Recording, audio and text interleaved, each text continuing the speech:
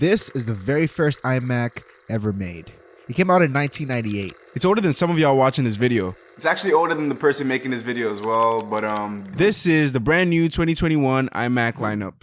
Now I know that they look and they are very different, but I know what Apple's doing, and that means they're very similar in maybe the biggest way possible. I'm not talking specs and power though, because you know the M1 chip is now in the iMac. And as expected, it brings a bunch of performance upgrades. Now, I don't know the specs of the first iMac, but I'm going to guess it's less powerful, even comparing it within its time. Power isn't what's similar between the first and the latest iMac. Something that is similar, though, sadly, are the bezels. Yeah, they're kind of ugly. Actually, I think this new M1 iMac is worse comparing it within its generation. Because nowadays, we have screens like this with small bezels all around. And this screen actually came out in 2018. So Apple coming out with a screen with bezels like this in 2021 is just not the coolest thing. The screen itself is pretty nice though. It's just the bezels that aren't the prettiest to look at.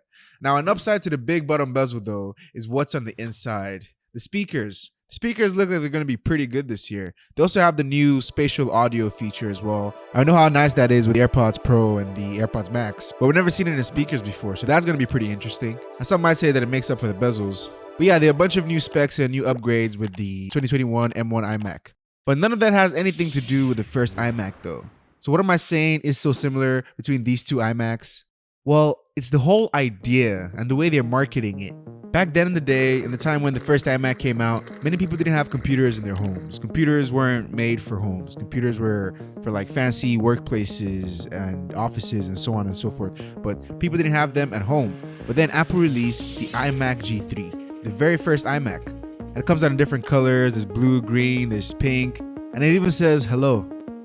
It just looks like such a friendly device, a device that could become your own, like yours. Even if you're a teenage girl, you can go with the pink iMac. If you're a teenage boy, you can go with the blue iMac if you want to stick to, you know, gender stereotypes and all of that. But you can get any color you want, and it'll be yours. It was a computer you could have. It wasn't like those other computers that were in offices and workplaces and everything. This was your computer. And even if you didn't get it for everybody in the family, you could just get one computer for the whole family, right? The point being, now there was a computer for the home. Apple basically was trying to get people to buy the iMac. well, of course, but the way they marketed it, You just felt like you needed one in your home or for yourself.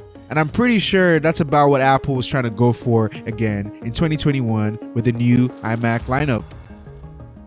I mean, I think it's obvious, to be honest. You probably saw this coming from the beginning of the video. Thanks for watching still though. But Apple is basically trying to do the same thing again. They're trying to sell the pink iMac to the teenage girl and the blue iMac to the teenage boy. I mean, it's 2021 though, so Apple shouldn't be enforcing gender roles like that. But it's very similar to the campaign they had in 1998 with the first iMac. Now, the iMac G3, aka the first iMac, was actually pretty successful, not just in sales, but in getting that idea into people's heads of the iMac being something that belonged in the home and in their bedrooms and somehow in their hearts. but 2021 is a completely different time. I mean, many people already have computers in their homes, and many people don't even care for that anymore. Like, less and less people are using computers. They're using MacBooks and laptops and iPads and all of that. So times have changed, right? But the question is, will Apple be successful with the iMacs this time? Well, they probably will be successful. It's Apple. They're going to sell regardless, right? But the question is, how successful will they be? And will they be as successful as the first time? Will people get over the bezels and just basically really like the overall iMac in general? Well, times have changed, and I won't lie, the new iMacs with different colors and all don't really excite me so much personally. I do appreciate it though, but it doesn't really do much for me. But I can't see a lot of non-tech people loving it. You know, they probably won't notice the M1 chip. They'll just know the computer is very, very fast when doing everything, web browsing, etc. I mean, they're not going to be video editing or anything. And even if they did, the M1 chip is still pretty good there. On Final Cut though, Premiere Pro, we'll see.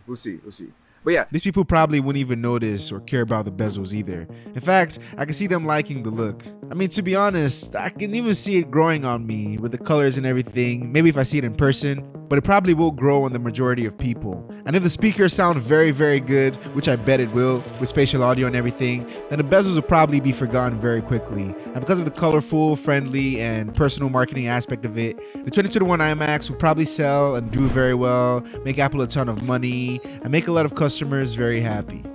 but then again, maybe not. I mean, the bezels are too big for 2021 and 2020. and 2019 and 20. The bezels could have been smaller. And yeah, it has the M1 chip and all, but there are other devices that have the M1 chip, like the 13-inch MacBook Pro, the MacBook Air, all the MacBooks coming out in the future, even the iPad now. What's gonna make the iMac stand out, really?